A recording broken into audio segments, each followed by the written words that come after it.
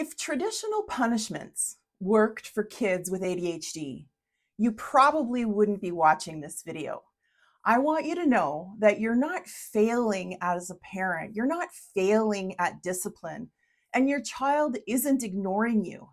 But punishment just doesn't work in the same traditional ways that it does for mainstream kids for ADHD brains.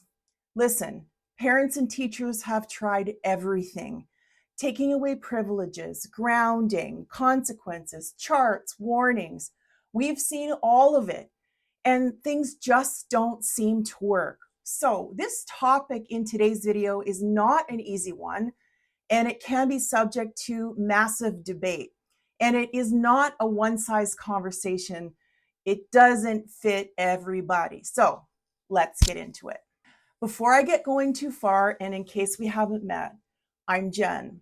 I'm a learning strategies coach and parent advisor, and my area of expertise is working with families where the kids have anxiety, ADHD, deficits in executive functioning, learning disabilities, or where there's an issue with school reluctance or school refusal. If your family is navigating any of these types of challenges, then I think you're really going to enjoy my channel. And before building out my coaching business, I spent the last 2.5 decades working as a principal inside our public schools. I've helped thousands of kids during this period in time. And the bulk of my work actually included helping kids inside the areas I just mentioned a moment ago. In this video, we're going to aim for 5 key outcomes. I want to talk about 5 key topics related to punishments and ADHD and why they typically don't work. 1, we're going to go over what punishment assumes for our ADHD kids.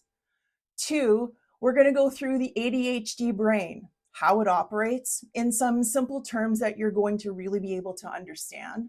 3, we're going to talk about why punishment often backfires, or it seems to have no impact, zero effect. 4, we're going to talk about the differences between punishment and consequences. And lastly, for number 5, I'm going to give you some strategies for what to try instead.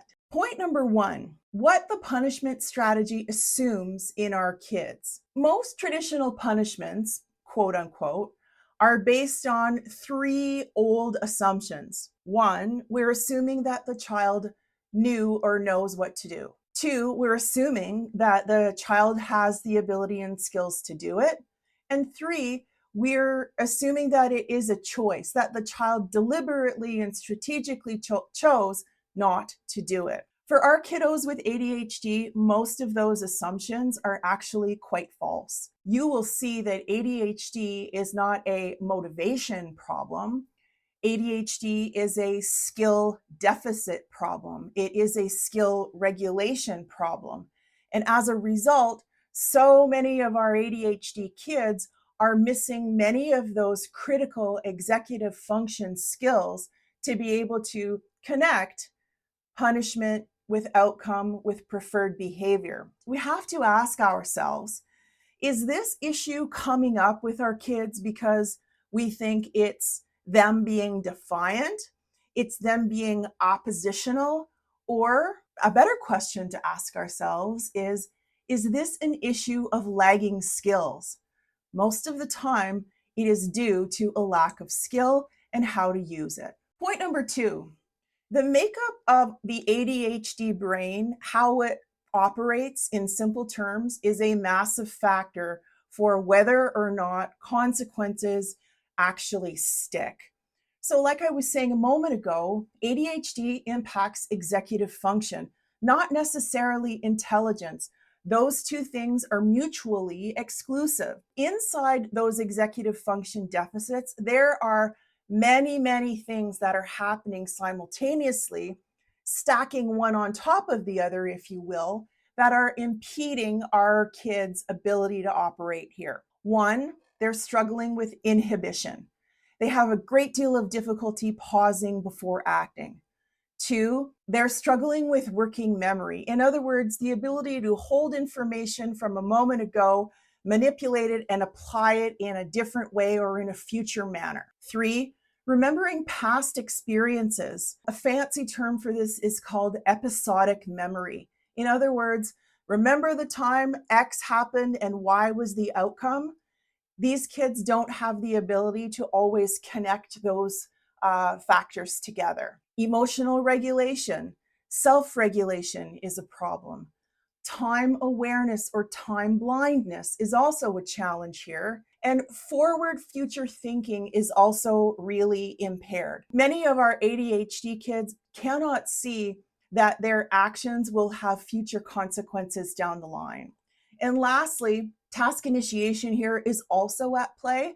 So when you take all of these things and stack them, inhibition, working memory, past experiences, emotional reg, time awareness, time blindness, forward future thinking, task initiation, whew, you can see if any one or several of these deficits are not in place, punishments are not going to stick, because punishment requires reflection. It requires cause and effect thinking back to our episodic memory.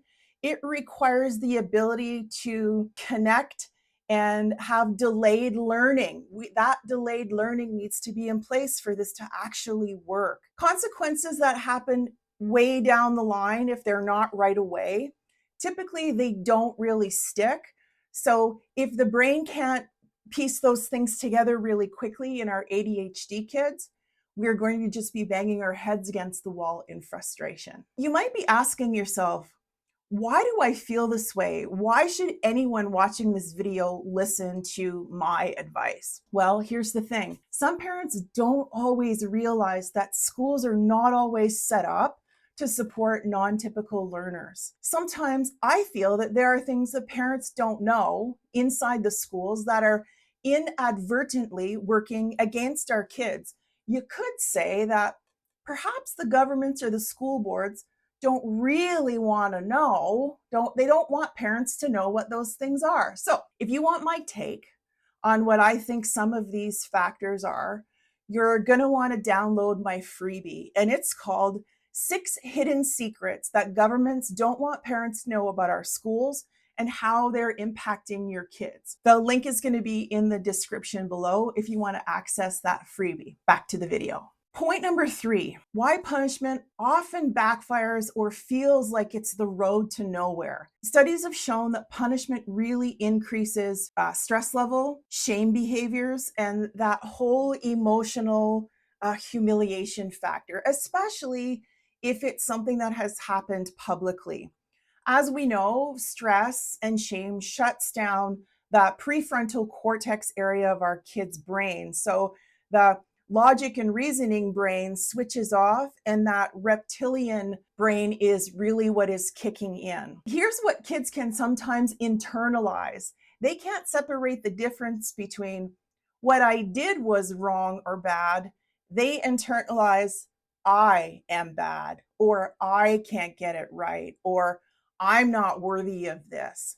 And over time, this can lead to lots of avoidance behaviors, some lying, covering up, denying, explosive behavior, and that whole idea of learned helplessness. I think we can all agree that that really isn't what we're after here. So we, the adults, we need to flip this on its head and look at it in a different way, that what we're seeing when punishments don't work, it isn't necessarily defiance. It's often dysregulation. There's a big difference. Point number 4, what are the differences between traditional punishments and consequences? Most of the time, punishments are emotional, they're reactive.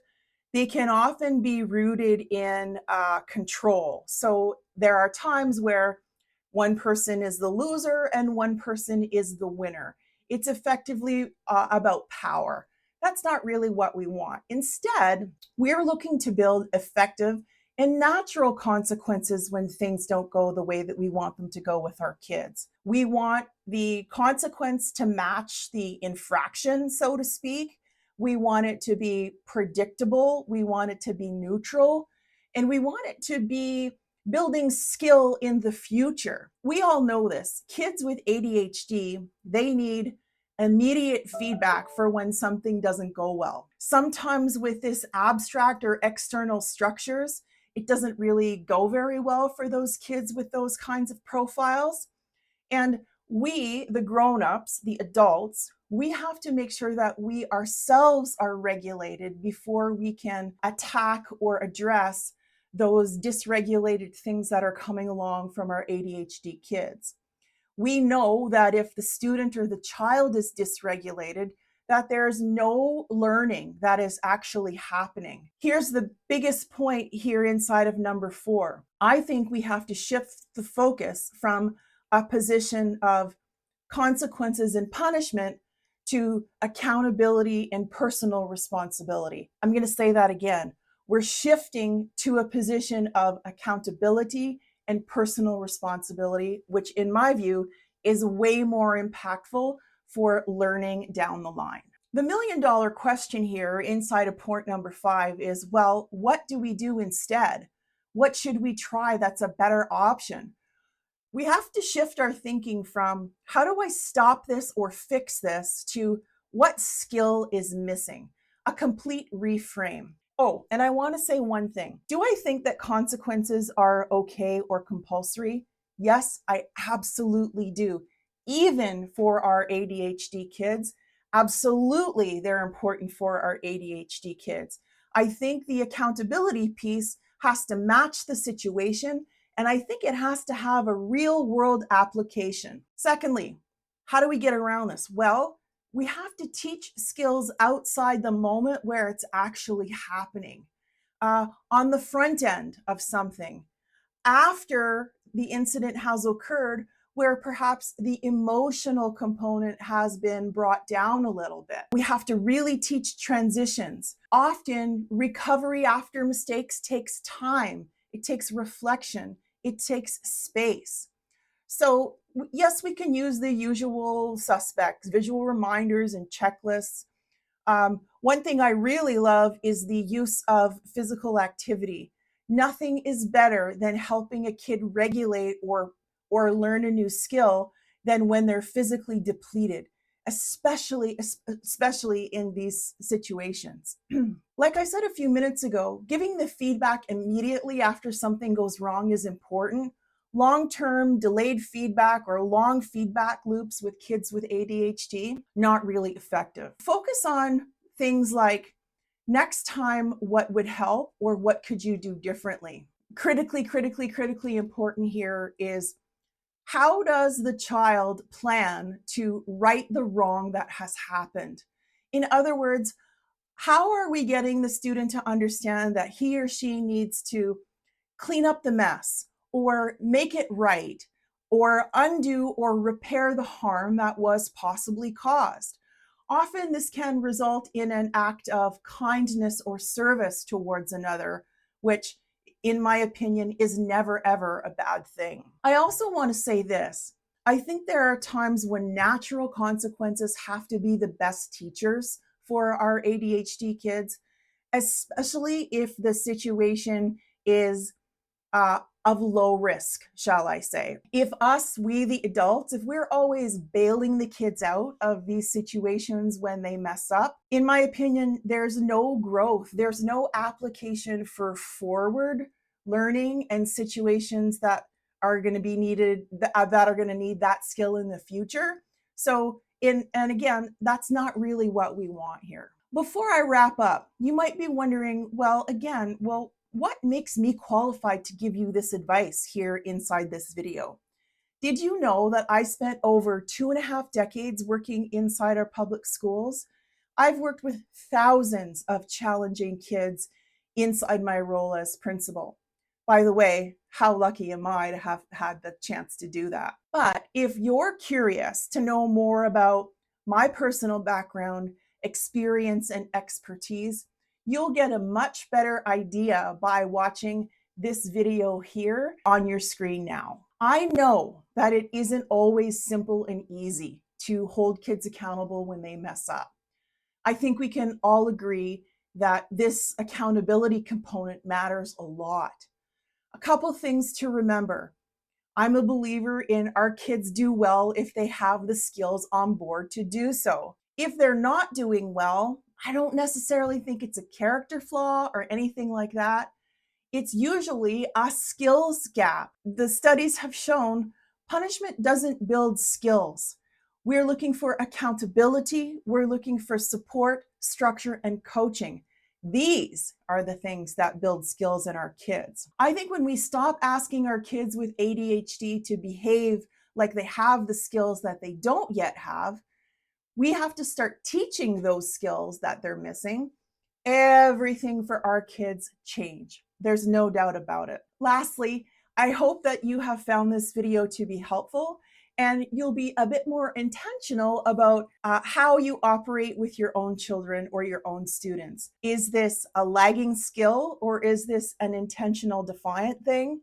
Or am I looking for punishment, or am I looking for accountability and personal responsibility? Those 3 or 4 things are going to matter a lot for selecting the right approach to keep all of us sane. That's all I have for now. I'll see you in the next video.